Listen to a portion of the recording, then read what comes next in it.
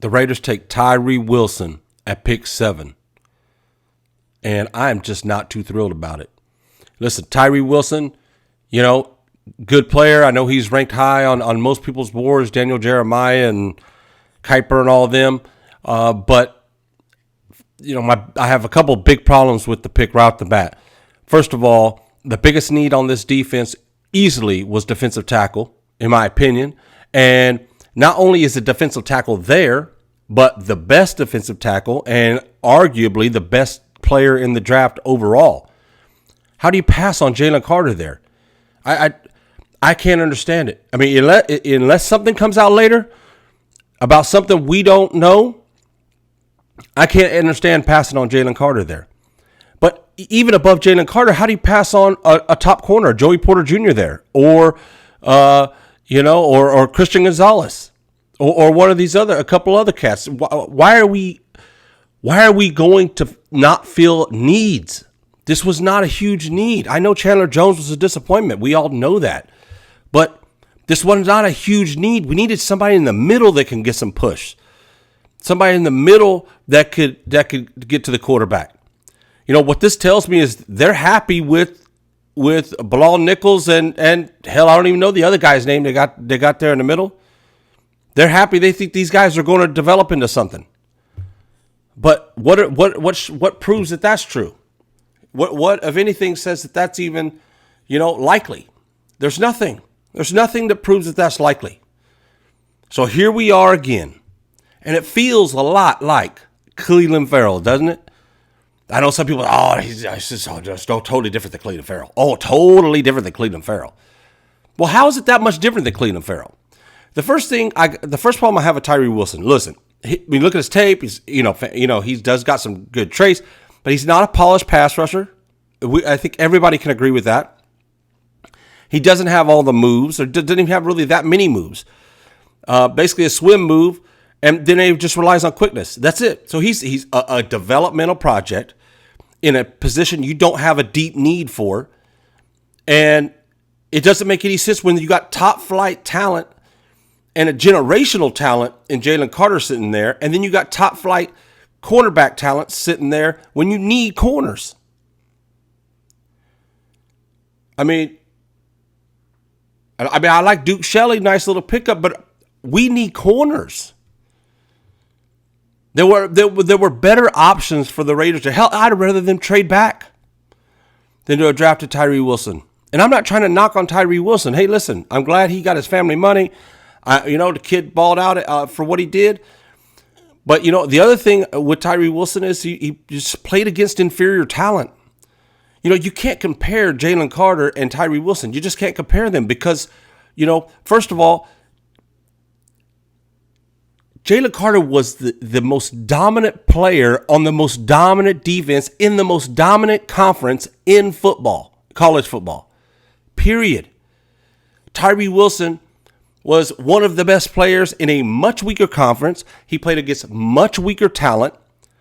And, he didn't play against top-flight offensive linemen. We don't know really what he is. And at the 7th pick, okay, if you take a guy like that at 20 with huge upside and stuff like that, I kind of could see it a little bit more. But at 7 on a team that is desperate, that needs home runs in the draft, this makes no sense to me. And it feels like another reach for the Raiders in a position that they didn't absolutely really, really need.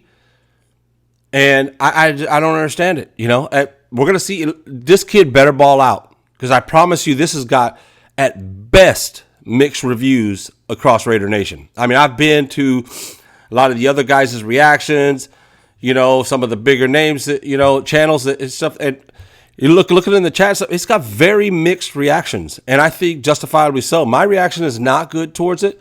And that's not so much even a knock on Tyree Wilson. And like I said, listen, the guy's tape's good. He's a big kid. He's fast, strong. He's got a lot of talent and upside, but he's a project, and I think that's unequivocal. He needs a lot of coaching, and when you got a position where you have Chandler Jones and Max Crosby already, and again, I know Chandler Jones did not live up to his billing in his first season. I get it. Nobody more disappointed in him than I was. Trust me. I mean, he didn't play up to it. But he's still an adequate player, and I think that he could have very easily could have a bounce back year, and it was just not a dire need. We needed to address the defensive line, yes, but we needed to address it in the middle. Are you going to tell me Bilal Nichols and these other cats you got there in the middle are sufficient? I mean, come on. I don't know what they were thinking. I really don't have no idea. For the sake of Patrick Graham, I hope he was, involved in this decision. Because if not, I've talked about how I feel like he's kind of been hung out to dry.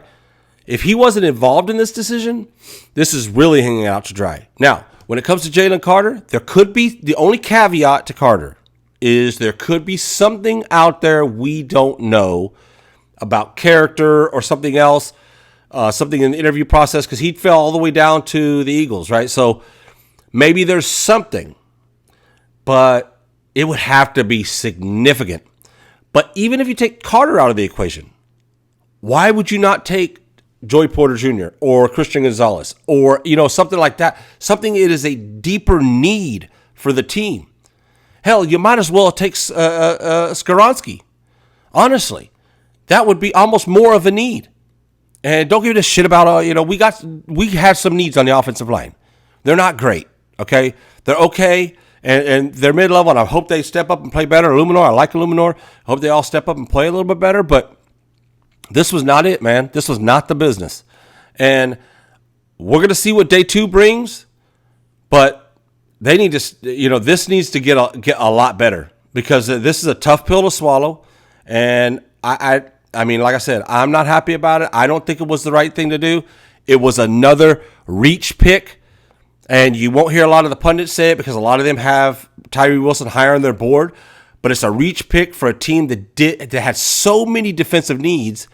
And we draft in one of the rare positions on defense that we weren't in dire need. We weren't in dire need there. We were in dire need at defensive tackle. We're in dire need at cornerback. And both those positions were there. Witherspoon was gone. He was my top guy. A lot of people had him as a top guy. Would love to see him be a Raider, but I'm not digging this. I don't see it. I don't like it. And, we'll see what happens in day 2. But, hey, listen, I've been out for a little while. I was traveling for work. I was a little bit sick, still there. But, here we're back at it for the draft. We'll be back tomorrow. Get you guys some more, reaction on what I think happens on day 2. But tell me what you guys think. Do you like the Tyree Wilson pick? If so, why? Like, subscribe. We appreciate you guys.